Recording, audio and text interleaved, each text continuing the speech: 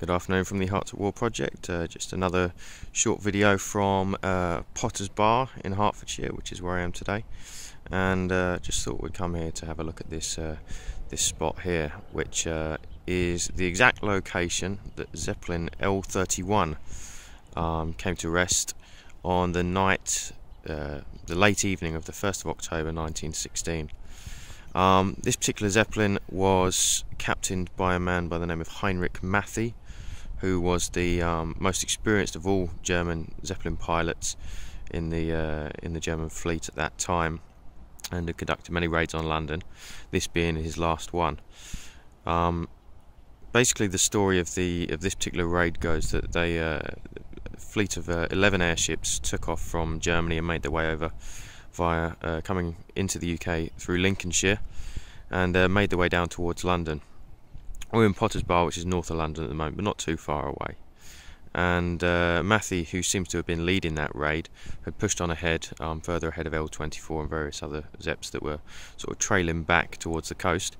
And as he got towards London, he was caught in the beams of the Barnet searchlight, which is fairly nearby to here, that was mounted on a local tram. And he was lit up and was chased down by a chap who bears the name of what is this road now? Woolston Tempest. This is Woolston Park, and I'm on Tempest Avenue at the moment. And Tempest was part of the Home Defence Squadron, very much like Leif Robinson, who had shot down the Cuffley Zeppelin, ironically just 2 or 3 miles away 3 weeks earlier. And Tempest had had a problem at the start of his flight that morning, in that his fuel pump had stopped, so he actually had to physically pump fuel to his engine for 2.5 hours whilst he got up to an operating height of around 14,000 feet.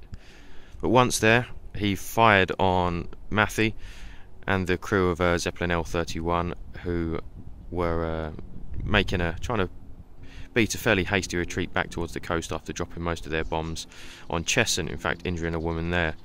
And the Zepp ignited with the incendiary rounds going into it, and made a fairly slow descent in a lot of flame and fire down, and came to rest in a tree, which was exactly where I'm looking at right now. The tree, the oak, was right on this spot here, and the front of the Zeppelin's, a few famous photos, was wedged into that.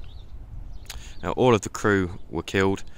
All of them killed outright, and it appears in this occasion that because the Zepp was so badly on fire, that most of them jumped before the fire got to them.